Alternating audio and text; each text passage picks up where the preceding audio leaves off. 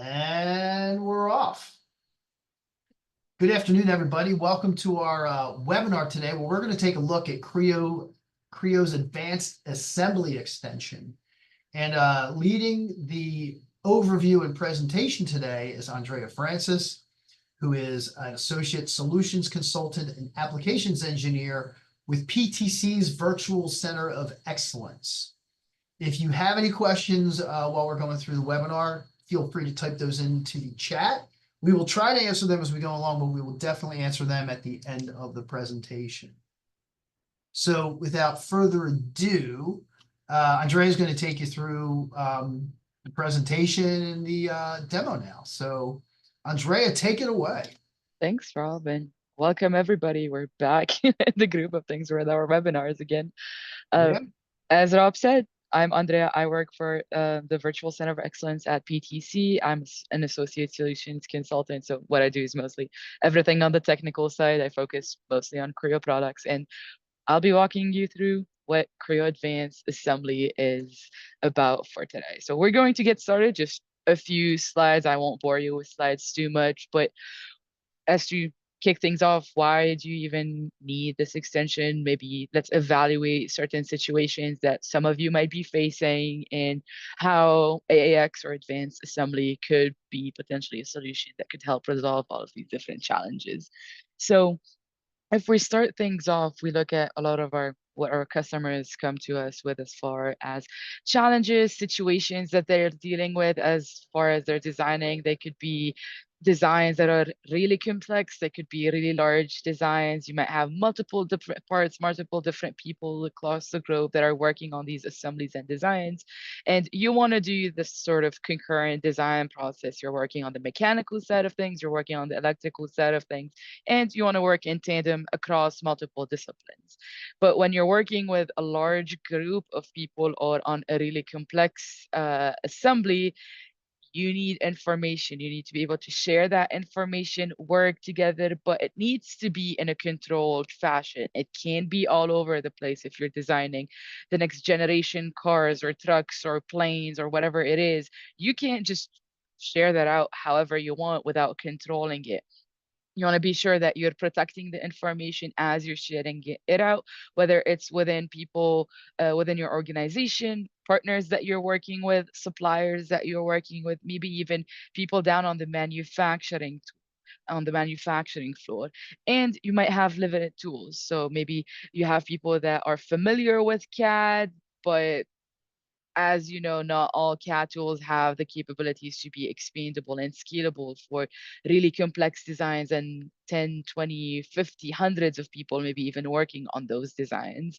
And you don't want your process to be really slow as far as documenting it, whether it's the assembly process plan, you want to document how you're going to assemble this thing together. You want to be able to document that easily and share it out as far as putting it on 2D documents, or you want to even share it out later on in augmented reality. That also could be possibilities that you might be considering.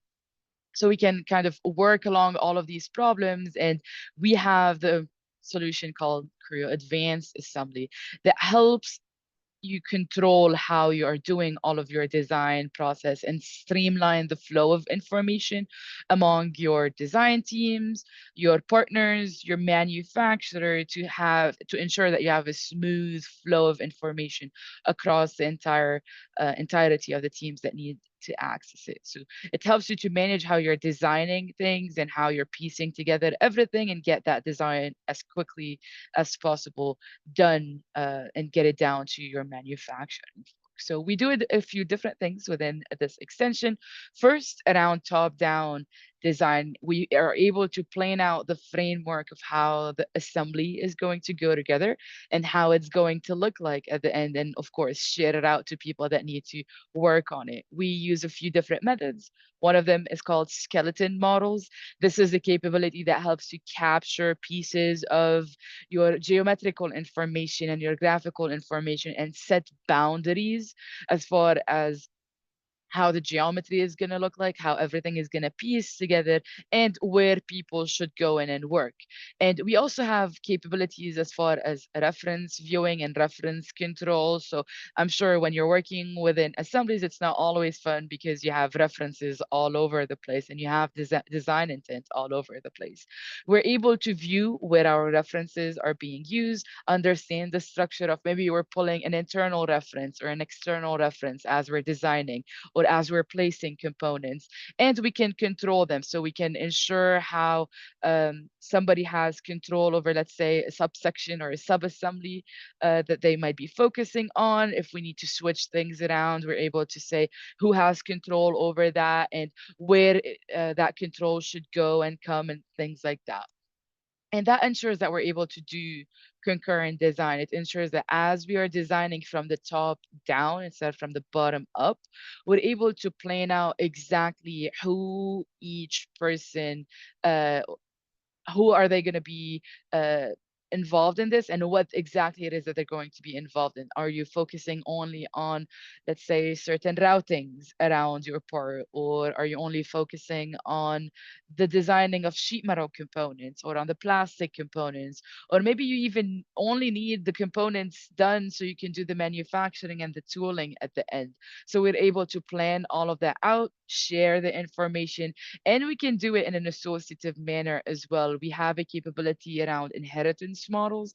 And what this does is it can be used anywhere in the process. You can use it in your manufacturing. If you're building out the tooling, you could use an inheritance model and pull in, let's say, a design component that is still referenced back to your top level assembly, but your designer is focusing on what they need to do, and you are not actually doing the tooling on that part itself. You're doing it on the model that is inheriting all of the feature data and the geometry from that design part all the way down to manufacturing. So you can work on it in that way. We can work as well with assembly configurations. So those could be something around interchange groups. If you're doing maybe a product around design to order, for example, you want to be able to swap out parts to offer certain options for your customers or customizations as well. If, let's say, you're offering a design piece versus an injected molded piece, the connections are still going to be the same. It's just the piece itself, maybe certain shapes or geometry is changed to it based on how it's manufactured. You want to be able to easily swap those in and out of your assembly without having to recreate your assembly or reassemble the components. So we can do those with interchange groups and swap those out easily. We can also work from the sense of the assembly process planning side of things. So defining exactly how the process itself is going to go, how everything is going to assemble together. And we can, of course, bring in all of the graphics, bill of materials, and we can use the design information and all of the engineering information that we already have from our CAD instead of recreating it every single time we need to create or adjust the process plan. We already have that information. It's immediately associative to our plan that we have. And then at the end, visualization and performance management. Within advanced assembly, it is one of the best capabilities that we have in Creo because it allows us to manage huge amount of information. We have no problems working from your small components up to your big types of assemblies. We have no problems at all. We're able to define exactly how those large assemblies and very, very complex assemblies are going to look like, define them functionally, define all of the subsystems. And then we have ways to represent the geometry as well to reduce the load and have basically less memory usage on your computers with shrink wraps, simplified representations, and things like that. So we can really manage those large complex geometries inside of Creo. I think I'm going to pause here for a second. Rob, do you see any questions in the Q&A, by the way, or are we good to continue? There are no questions at this time. Cool. Then let's switch over to take a look at a really large assembly of a train. In my case now, this is not something everybody works on a day-to-day basis, but let's simulate that this is something that we're going to work on. And we need to only focus on certain aspects of this train instead of designing everything. I might be a designer that only focuses on the structural aspect of it. So really at the internal components, maybe on the interior of the seats, maybe the doors as well, and what they're going to look like and the shape of them. So I might be involved in certain areas of that train, but not necessarily the equipment that goes into it or the piping or even the cabling that goes into it. I might not be involved with that, but I want to ensure that what I am working on does not impact somebody else's work or affect them in any negative way. Now, what I might be doing might impact them in the sense of, hey, there might be changes on their side, but I don't want to break the assembly or cause all of those red errors that we all see all the time as we're making changes. We can go about it in a really nice way with advanced assembly. We can start with our skeleton model, and these are those blue lines and arcs that you see all throughout our train. And I can pinpoint to you exactly how these look like. So our skeleton is a sort of part or even an assembly that you can bring into your model tree. And that could act as the reference for you to capture all of your design intent and the product structure and use it later on, whether it is to place components around it or to design based on it and how it's going to look like. So we can approach it in a couple of different ways. And we have full control of how we want that design intent to be pushed forward. We just have to come to an agreement of we want to use the skeleton to design our parts, or we just want to use the skeleton to place our components in the assembly. We can decide on that. There's no right or wrong way to go about it. But the skeleton itself is composed of lines, arcs, curves, surfaces, anything to set the overall control of our model. So we can see it here. It's a type of part, or it could even be a subassembly in our case, but we can use it as the reference for everything that we can set forward.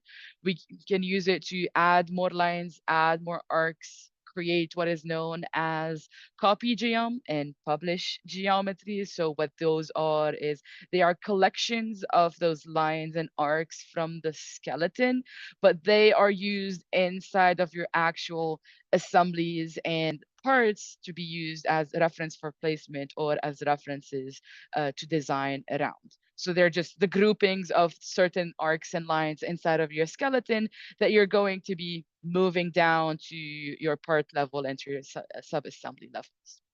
If we want to simulate how to create one, let's say we want to create a published geometry grouping, we can go in and from the skeleton that we already have, we can select a few of our surfaces, a few of our quilts, maybe chains as well of our curves that we want to bring in, mainly around, let's say, the outside structure. We can name those. If you have multiple different sub-assemblies, it's really nice to know which published geometry is going to be used in specific sub-assemblies. So you might be separating your part to internal and external components, maybe to your engine, to the seatings, to the door structures. So you might be separating them in that way. And as you're naming that grouping of the published geometry, it's easy to pull it into, let's say, that sub-assembly as you're designing. You can create as many of these as you need to propagate the information and the design intent downwards into your subassembly and into your parts. And you can make changes to it. So what's nice about it is, let's say you used your skeleton to place your components. If there's a change at the skeleton level, that change will be propagated down to the part placements and move your parts around onto your assembly. So it's really nice if you're thinking of those types of changes. The skeleton does it for us rather quickly in our assembly. Now, how do we bring it down inside of, let's say, the subassembly itself? We can bring down a component of the skeleton. So if we have an assembly skeleton and we have parts to that skeleton, we can bring those in and bring the copy geometry down from our published geometry. downwards and use that as reference to design around or to place our components. So what we would do is we would copy the published geometry inside of that subassembly, and that later on will be used as I go through this to design components, create sketches, place our components, really whatever it is that we need to communicate downwards that design intent in our assembly.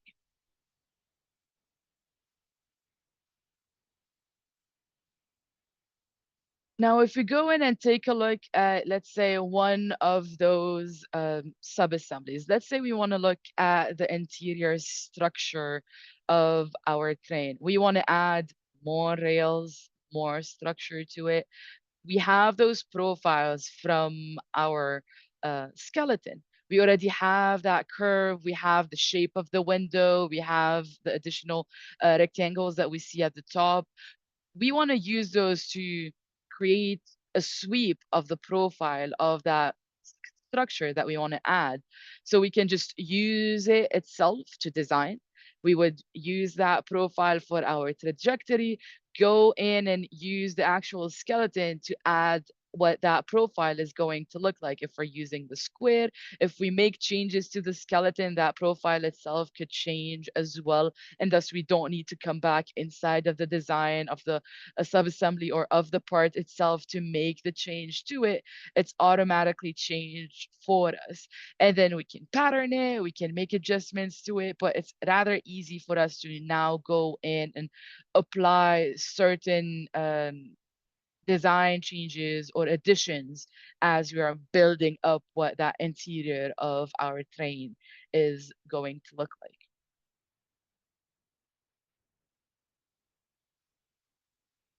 And if I bring it back into my assembly, let me just make sure that I show it.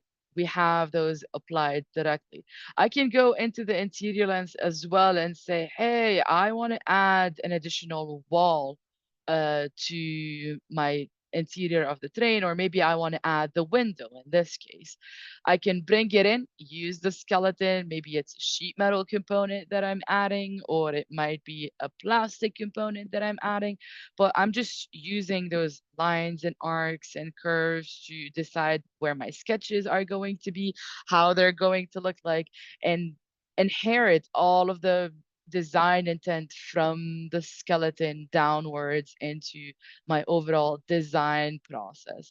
I can decide where I'm going to cut things, where the limit to cut things is going to be, the shape of it. So now I have a square window. Maybe later on there's a change and I need it to be more of an oval type window or a circular window later on. I can make that change at the skeleton level instead of coming back in here and applying that change. And then as we're making all of those additional changes, you might say, how am I ensuring that, let's say, my window in this case, the addition of my window is not going to affect something else in another subassembly? Well, there's ways to control updates as well inside of advanced assembly. So if we bring back in this interior, let's say for our door, we're going in and making a change to our door. We want to add what that structure is going to look like and really build it out. If I add that door, how and am I ensuring that, first of all, I have all of that communicated, and how am I ensuring that others that are maybe working in that same system as I am are also having that communicated to them? We can control the updates. So if you're associating information and you make a change, let's say at the skeleton level, you don't want it to automatically be propagated down to your part level and to your subassembly level. You can decide to manually have it update, and you can actually take a look at the differences of the changes and how they uh, it looked like before, how it looks like now, and you can have that notify you as well of the change. You can make it manually. You can ensure that that manual update is you going through and manually updating it. We can also use different functionality to lightweight our components, and this is what I'm looking at currently. Maybe at some point in time, it might be a bit too much of information that I don't need, but I need to be able to visualize so I can design around. Instead of using the real design component of, let's say, our structure of the train, we might use something like a shrink wrap. And this is one of the ways that we use to represent complex assemblies using a lightweight component. We can have that shrink wrap inside of our assembly associative back to the component. And this is just a lightweight representation that we can use to design around and visualize as we are, let's say, designing our door. Are we going to interfere with the profiles that we added or other components that we might have? So you kind of have a nice workflow as you are going in, updating the information, adding in your extrudes, thickening the geometry, and building out your sketches. You have a nice way of maybe understanding overall the context of where you are designing and how you are designing things.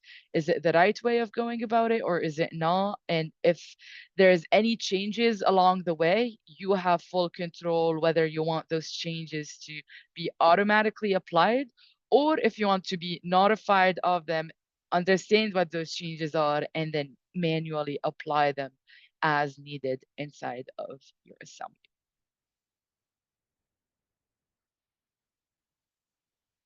So we have our door. Let's save that change and go back into our assembly and then ensure that we have that visualized in front of us. We can bring back in the door and all of the components as well that we have designed. I actually have more designed on the inside that what I'm going to be working on, but we have our seats on the inside. We can bring those back in, apply all of our features, and we have a nice train that we can work on uh, right now. Now, there's additional functionality that we can leverage inside of Creo when you just have the basic license of Creo to really enhance our work as we are designing, not in advanced assembly, but it could be used in the context of advanced assembly. So one case would be, let's say that you are working on um, a design concept for the internal seating of this train. You might be exploring different shapes of what we want the seat to look like, what features we want it to have, if we want it to have an armrest, what shape of armrest we want it to have. So we might still be at the exploration phase, even if we are designing to this large assembly. Maybe we're exploring if it's an existing product, we're exploring ways to enhance that product, and we still need to go in and figure things out and try out all of these different ideas. We have functionality inside of Creo called design exploration. And what this allows us to do is try out all of these different ideas within the context of our advanced assembly without having to save multiple files all within one singular file. And then we can even leverage analysis capabilities if we really want to go deep into it. But the way that it starts is we would start a session. We would name that session, let's say we want to enhance the strain seating on the inside, and we are still working within our advanced assembly, but we can just focus on the interior of that assembly and do a couple of different things. Maybe to enhance, let's say, our existing train, we want to make changes to the overall profile, make changes to its shape. Maybe now it's a bit rectangular on the bottom and then it's circular a bit on the outside or at the top of it. Maybe you want to make changes to those actual measurements. Now, our changes are referenced back to our skeleton. We can start by making that change at the skeleton level. So if I actually go in and look at the profile of my skeleton, I can make changes to the angle at the bottom. I can make changes to any of those, and it's going to regenerate all of my components that are based on that skeleton automatically for me. So this is one of the bigger type of changes that you would do. And you can see I have it set. So let's say for one of my components, it's telling me that for my door, I have it set. So if there is a change to the skeleton, which is being referenced to design my door, it's not automatically updated for me. So we already had everything regenerate for us for all of the different components. But for this specific component, I want to ensure what it looked like before and what it looks like now, and then me myself apply that change um, after taking a look at what it's going to look like at the end. So what I would do is I could go onto my door, take a look at and pinpoint exactly those differences. So this is where you would set the automatic updates, the manual updates, and the dependencies and things like that. But you can actually show the differences. Let's say the profile of my door, I can actually isolate it as well. This is what it used to look like previously before the change to my profile of the skeleton. And then the orange piece is what changed and how it looks like now.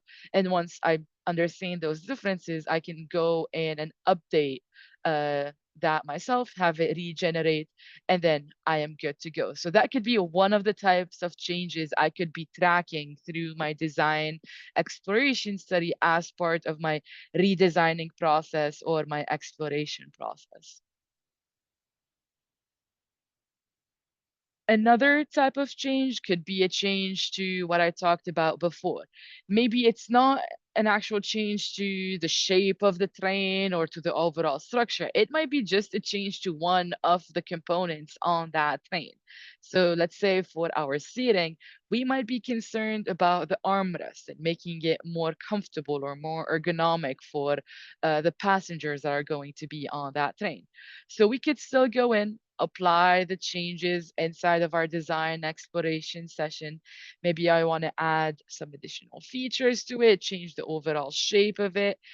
Those could be using the skeleton, or they could just not be using the skeleton, but I still have control about how I'm doing all of this designing, how I'm communicating that design intent. And if I'm happy with, let's say this is configuration one that we want to save, we can save it as a checkpoint, and that checkpoint could be later on uh, come come back to, because I am doing a design review of maybe 6 different configurations that I want my team to give me feedback on, and we want to decide on which one we want to go with. So I can go in, activate the checkpoints as needed. I can branch off of them as well. So maybe the first configuration, I want to add additional feature, add in more material, or remove those. I can add branches as needed and come back in, review them, and decide on which one we want to go with. And once we're happy with how all of this looks out, I've done all of my exploration, I would save this as its own individual file. We're good to go. We don't have to even manage hundreds of those or 50 of those if we're going that route. We're just within one file, within one assembly, and we are good to go from a designing perspective. So that's kind of a way of really leveraging advanced assembly and other capabilities inside of Creo. This is a very simple example. We can do simulation as well. We can go down the manufacturing route and doing all of our tooling. And let's say for 3D printing as well, we can go that route. But there's different ways that you can leverage it to your advantage to really streamline all of your design process. So if I come back here and really want to summarize what this does, at its core, it's going to streamline your process, so you reduce the amount of time you're spending on um, fixing errors and fixing all of those red features that you see all the time when something breaks along your assembly. It's a way to go about it that, and it helps you to be more organized because you're doing everything top down instead of bottom up.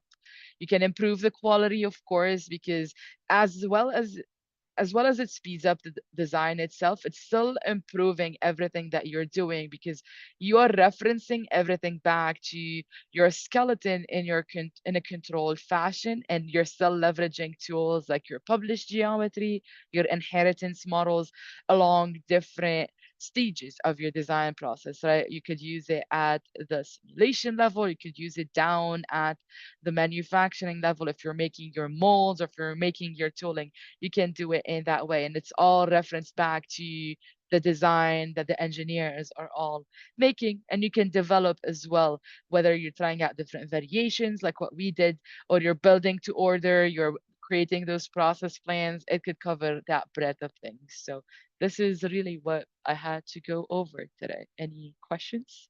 Or Rob, did you have anything you wanted to go over? No questions in the queue. I thought it was a fantastic overview. Andrea, thank you very much. I mean, Mhm, this is this is probably the best. I would say there's my two favorite extensions for Creo are well, actually there's three. I like mhm, generative design. I like Creo Flow and Creo Simulate, which are two mhm, separate. But I think this one is the one that's the most applicable that and probably the most underrated extension that engineers overlook when using Creo. It's one obviously from everything that you have presented today. It does a lot. It can make your job a heck of a lot easier, and you know, help you get your job done faster too, mhm. and hopefully less headaches and a better night's sleep. That's always a good thing. Yeah, that's what we're selling here at 3HTI: a good night's sleep and speed to market. So free mattress with that advanced assembly extension. Of Well, thanks for being on. Andrea, thank you very much again for the overview of the presentation and the demo. course. Great stuff. I want to thank our audience for attending. Next Thursday, we're going to have a webinar on PTC's solution called Codebeamer, which is basically if you're making products that have a software code that interacts with a physical product as well as any electrical components with that product, and they all have to tie in together. And Codebeamer is the tool that allows you to track changes in the software code and know how those are going to affect the physical product, as well as how it's going to work electronically. And as the software is updated down the line, you'll have an understanding of how it's going to affect everything as well. So that's big for compliance and regulatory compliance that companies have to adhere to, and being responsible for how how the software affects their physical products and all that stuff. So it's going to be a good one. So look out for that invitation coming tomorrow. So once again, thank you to our audience and thank you, Andrea. Yep, of course. Have a great day, everybody.